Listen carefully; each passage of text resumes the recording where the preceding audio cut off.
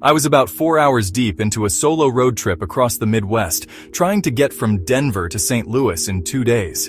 It wasn't exactly a spontaneous trip, but I hadn't planned every stop. Just me, some music, and the road.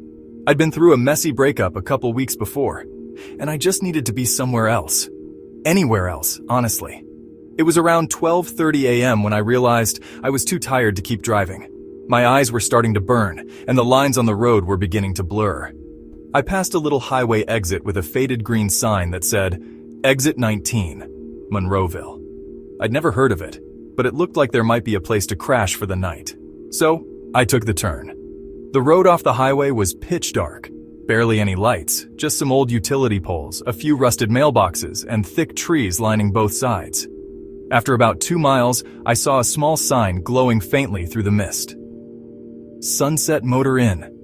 Vacancy. It looked like something out of the 70s. There were about a dozen rooms, all lined up in a single row with exterior doors. The neon sign buzzed faintly, with the T and motor flickering on and off. I pulled into the parking lot, just gravel and weeds, and noticed only one other car was there. I figured it was just another late-night traveler like me. The office door creaked as I stepped inside. The lobby was dimly lit, with an old rotary phone on the counter and a dusty vending machine humming in the corner. Behind the desk sat a man in his late 60s, eyes half shut like I'd just woken him from a nap. He wore a faded blue flannel shirt and had deep bags under his eyes. "Got any rooms?" I asked. He blinked slowly, then nodded. $30, cash. I handed over the money, and without another word, he grabbed an old-fashioned metal key from a board behind him. "Room 12, he muttered, sliding it across the counter. I thanked him and left the office, heading down the row of rooms. The air was heavy and cold, and the night was dead silent except for the crunch of gravel beneath my feet. The parking lot lights barely reached the edges of the building. I found room 12, third from the end. The numbers were peeling, and the door had a dent near the bottom. I slid the key into the lock, and it stuck for a second before clicking. The door creaked open slowly. What I saw inside made me freeze completely. There was a person sitting on the edge of the bed. A man, middle-aged, pale skin, wearing a wrinkled white shirt and dark pants. He didn't move, didn't flinch. His head was turned slightly toward the door and his eyes were wide open. Just staring. No blinking, no expression. Just this eerie, blank stare like he'd been waiting for me. I stood there frozen in the doorway, completely unsure what I was seeing. My mind scrambled to make sense of it. Was this just some guy asleep with his eyes open? Was I dreaming? "Sorry, wrong room!" I finally stammered, backing out of the doorway and letting the door swing shut. My heart was pounding in my chest. I marched straight back to the office, the cold air feeling even sharper against my skin now. The clerk was still behind the desk, thumbing through an old newspaper.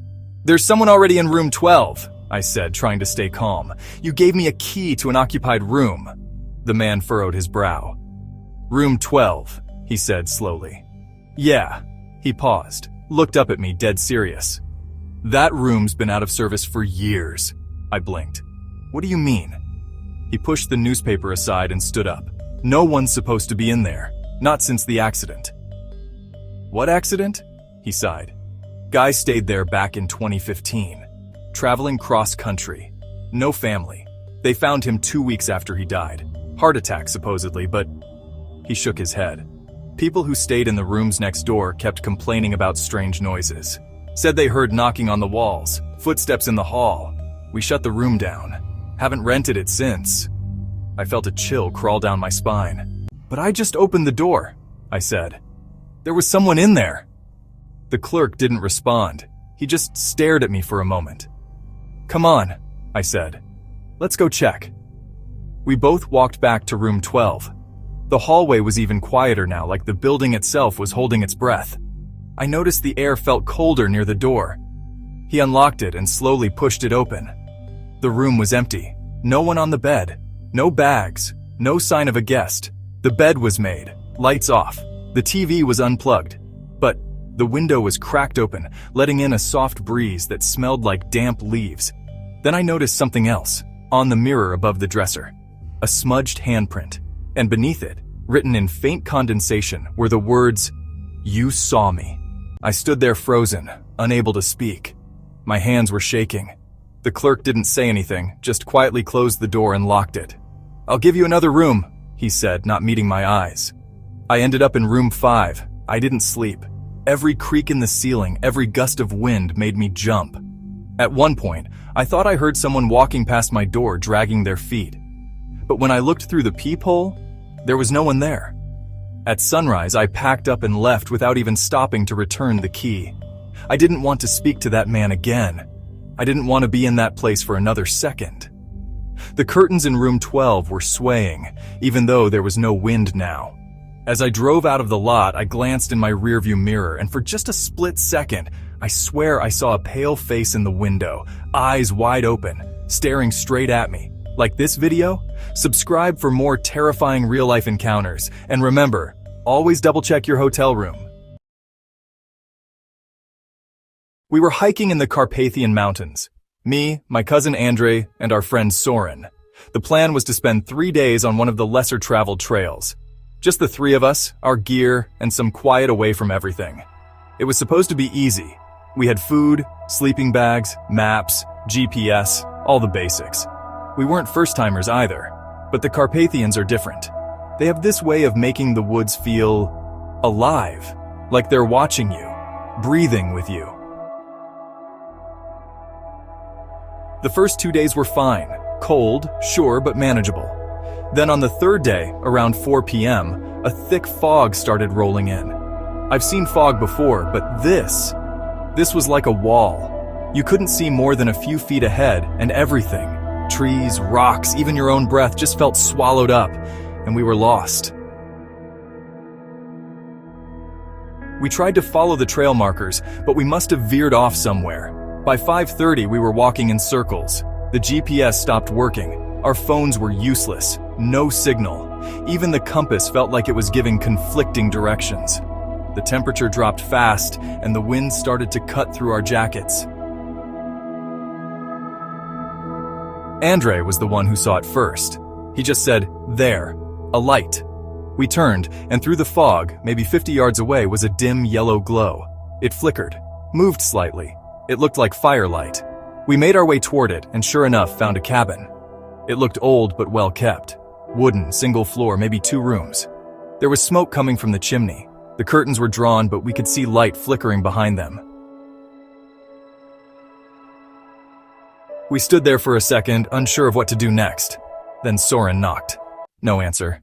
He knocked again, and still nothing. But then, the door creaked open slightly, like it hadn't been latched properly. Inside, it was warm. There was a small fire in the stone hearth, crackling softly. A table was set. 3 wooden bowls filled with steaming stew, still hot. Bread in a basket, 3 spoons. Everything looked freshly prepared. But the cabin was empty.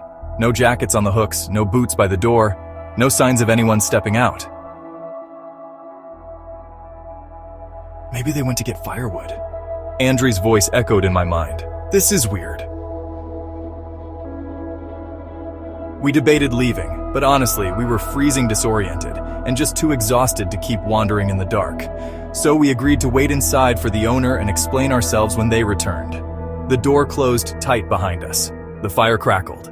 We sat, not touching the food, trying to warm our hands and get our bearings. Hours passed. Midnight came and went. Still no one. The forest outside had gone dead silent. No wind, no night birds, just nothing. Then, sometime around 2 a.m., we heard something. Singing. A woman's voice, soft and distant, floating through the fog like a lullaby. We all heard it. It wasn't coming from the woods. It was moving, getting closer. Then we heard footsteps, slow, crunching leaves and sticks. They circled the cabin, then stopped, right outside the front door. We waited, but there was no knock, just silence. And then, pacing, around the side of the cabin, then back again. I grabbed a fire poker from beside the hearth. I could see the fear in Andre's and Soren's faces. They were frozen, eyes locked on the door. The singing started again. This time, Softer. Closer. Who would be out here this late? No one answered. Eventually, I moved to the window and peeked through the curtain, and I swear I'll never forget what I saw. There, standing maybe 10 feet from the window, was a figure, still as a statue, wearing a long black dress or coat. It was hard to tell in the fog, but what I could see clearly was the face. Pale, almost gray, and the eyes weren't there. Just dark, empty holes, and the mouth, slowly moving like it was still singing. I backed away. We need to go, now! None of us argued. We didn't grab our bags or gear. We just opened the back door and ran, straight into the woods. The fog was thick, but we didn't stop. Branches whipped our faces. We tripped over roots and rocks. At one point, I lost sight of Soren and screamed his name until he answered. Eventually, we found a dirt road, then a trail marker. Around 5 in the morning, just as the sun was trying to rise through the fog, we reached a ranger's cabin. We told him everything. He didn't say much, just listened, then offered to hike back with us to the spot. We returned to where we had seen the cabin, but there was nothing. No clearing, no chimney, no structure at all. Just trees, moss, a flat patch of dirt like something had once been there, a long time ago. We searched the area for over an hour. No footprints, no signs of a fire, nothing. We finally gave up and returned to the trailhead later that day. None of us really talked much on the way back. Soren hasn't spoken about it since. Andre refuses to hike again. And me? I still have dreams about that face, that singing, that feeling of something watching us from the woods. And every time I see fog rolling in over the trees, I remember the warmth of that cabin and the way it vanished. If you ever get lost in the woods and you find shelter where none should be, don't go inside. Sometimes the things you find in the fog weren't meant to be found.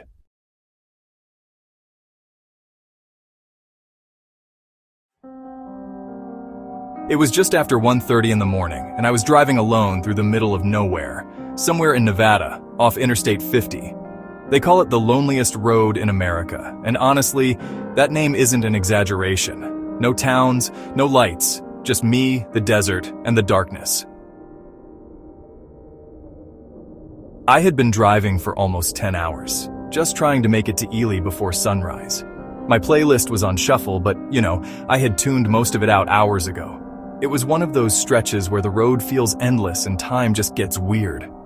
You start thinking about things too much, your mind drifting. And that's probably why I didn't notice I was running out of gas until the light came on. There hadn't been a gas station for miles. I had no signal, and the last exit I passed honestly looked like it led to a dirt road and tumbleweeds. So when I saw a faint, flickering neon glow in the distance, I nearly laughed with relief. It was a gas station, a single pump island with 2 old-school pumps and a small attached convenience store. No other cars, no trucks parked. Just that weird buzz of overhead lights and an old sign that blinked, "Fuel up 24 hours." I pulled in and rolled down my window. The only sound was the wind, low and steady, carrying grains of sand across the pavement. Something felt off. Not dangerous, just out of place. The lights flickered constantly. The bulbs above the pump made this faint, stuttering hum. There were no insects around them, which struck me as strange in the desert night. No bugs, no moths, no movement, just that buzz. Still, I figured it was an old station, maybe privately owned, hanging on by a thread. I grabbed my card and stepped out to fill up. The air was colder than I expected. The pump was ancient, mechanical. No screen, no card reader, just an old metal slot for cash, and a lever you had to flip down to activate it. Oddly enough, it worked. Gas flowed without issue, but it was quiet. Too quiet, even for 1:30 in the morning. No highway noise, no coyotes, no engines, just the wind. Once the tank was full, I capped it, glanced around the lot again, and headed into the station to pay. The automatic door didn't open. I had to push it manually. It scraped loudly against the threshold like it hadn't been cleaned in years. Inside, the air smelled old, like dust and stale tobacco. The overhead lights were flickering in sync with the ones outside, and everything looked untouched, like a ghost town convenience store that had been sitting like this for decades. Shelves were stocked, but the items were weirdly outdated. Brands I hadn't seen since I was a kid. Labels faded, dust caked on the tops of soda cans, no music, no AC hum, just silence. "Hello?" I called out. No answer. I stepped up to the counter. There was no one there. A black and white security monitor sat on the wall, displaying grainy shots of the empty aisles. Behind the counter was an old cash register and a small, beat-up radio. It was off. But the moment I leaned closer to get a better look at the counter, it crackled to life. A burst of static, loud in the silence. Then, a voice. Low, whispery, not coming from speakers like normal. It sounded too close, like someone whispering directly into my ear. "Don't turn around." I froze. I didn't breathe, didn't blink. I stood there with my hands flat on the counter, heart slamming in my chest. I hadn't heard the door open. I hadn't heard anything move, but the voice, it felt real. I stared at the reflection in the glass countertop. Nothing behind me, just the door. But the air felt wrong, like the pressure had changed, like something was watching me. Eventually, I did turn around. Nothing, just the door, still closed, still dead silent. I left without saying a word. I walked straight out, back to my car, but when I got to it, the rear passenger door was open, not all the way but ajar, like someone had opened it and just barely closed it behind them. I stopped dead in my tracks. My eyes scanned the desert, the lot, the shadows. No movement, no sound, just wind brushing against my jacket. I slowly walked around the car, trying to calm myself, trying to think of a reason why the door was open. Maybe I didn't close it earlier? But no, I hadn't opened it at all. I looked inside, nothing. Back seat empty, floor clear. I reached in, shut the door quietly, and locked everything. Then I got into the driver's seat. That's when I saw the rear windshield. The glass was covered in a thin film of dust, typical for a long desert drive. But in the center of that dust, someone had written something. In crude, finger-drawn letters, "See you next stop." I stared at it, not moving. My mind was racing. I didn't know what to do. Was someone messing with me? Did someone follow me in the store and out again? I started the car and hit the gas. I didn't stop again that night. Didn't even slow down when I passed the next town. I made it all the way to Eli by morning. Parked in a populated gas station lot. Cleaned the dust off my back window. The message was gone, but I could still see the faint trails from where the letters had been. That was 3 years ago. I've never taken that road again. And even though I've told myself it was just some weird prank, some coincidence, I still check my back seat every single time I get in the car. And every once in a while, when the road is quiet and the radio buzzes for just a second too long, I think about that whisper. Don't turn around.